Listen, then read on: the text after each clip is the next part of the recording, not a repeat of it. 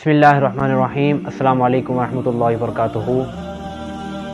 उम्मीद है कि इंशाअल्लाह आप सबका रमज़ान मुबारक अच्छा गुज़र रहा होगा।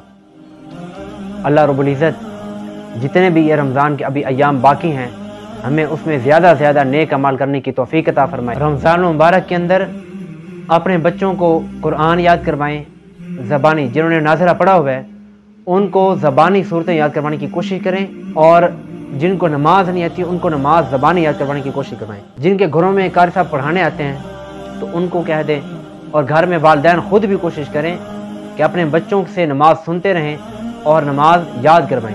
और जिनको नमाज आती है तो वो आखिरी सिपारे की आखिरी जो सूरतें हैं वो ज़बानी याद करवाएं और उनसे सुनते रहें बार बार। जिनको आती भी है फिर भी उनसे सुने, ज़बानी चीज़ें ज़्यादा से ज़्यादा याद करवाएं।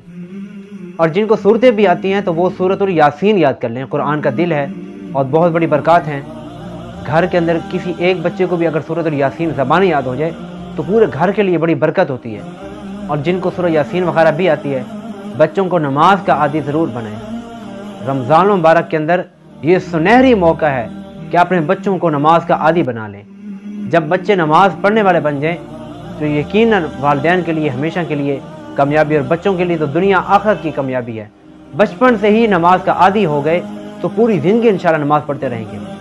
और जब नमाज का आदी हो गए, ऐसी चीज़ का आदी जिसमें खैर और भलाई है, क़यामत वाले दिन सबसे पहले नमाज की पूछ होगी। वो ऐसी मुक़द्दस और अल्लाह ताला की सबसे बड़ी इबादत है नमाज, सबसे बड़ा फ़र्ज़ है नमाज। तो उस चीज़ की आदत बना लें अपने बच्चों को। और आदत कैसे बनाएं?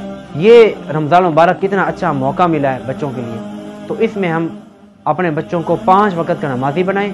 बच्चों की इस तरफ वैसे भी दिलचस्पी होती है कि नमाज़ पढ़ें, रोज़ा रखें, कुरान पढ़ें, तो क्यों ना इस मौके से फ़ायदा उठाएं। तो अपने बच्चों को लाजमन साथ लेकर जाएं, नमाज का आदी बनाएं और मस्जिद में जमात पढ़ने की कोशिश करवाएं। और उसके साथ साथ बच्चे जिन्होंने सूरह यासीन और कुरान वगैरह पढ़ा हुआ है उनके ज़िम्मे लगाएं कि बेटा आपने इस पूरे महीने में ज़्यादा नहीं तो कम से कम एक कुरान मुकम्मल कंप्लीट करना है। नाजरा पूरा कुरान कंप्लीट करवाएं ज़रूर। उन वालिदैन से गुजारिश करना चाहता हूँ जो अपने बच्चों को रोज़ा नहीं रखवाते, जिनके मिसाल बड़े बच्चे हैं, कम से कम 12 साल के हैं, 12 साल से ऊपर हैं, तो उनसे भी रोज़ा रखवाएं। चाहे उनके ऊपर रोज़ा फ़र्ज़ नहीं हुआ, कभी कभार एक आध रोज़ा ज़रूर रखवाएं।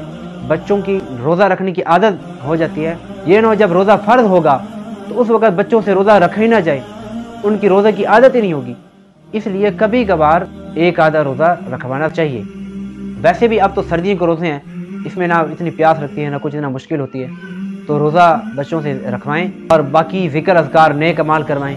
ये आज सिर्फ बच्चों के हवाले से टॉपिक था। इंशाअल्लाह बाकी आगे रमज़ान में भी मैं कोशिश करूँगा रमज़ान में क्या क्या अमाल करने चाहिए उस हवाले से इंशाअल्लाह मैं बताऊँगा। उम्मीद है कि इंशाअल्लाह आपको ये क्लिप पसंद आया होगा। आप अगर पसंद आया है तो इस लिंक को ज़्यादा से ज़्यादा शेयर कर दें और चैनल को भी सब्सक्राइब कर दें। जज़ाकल्लाहु खैरा। अस्सलामु अलैकुम वरहमतुल्लाहि वबरकातुहू।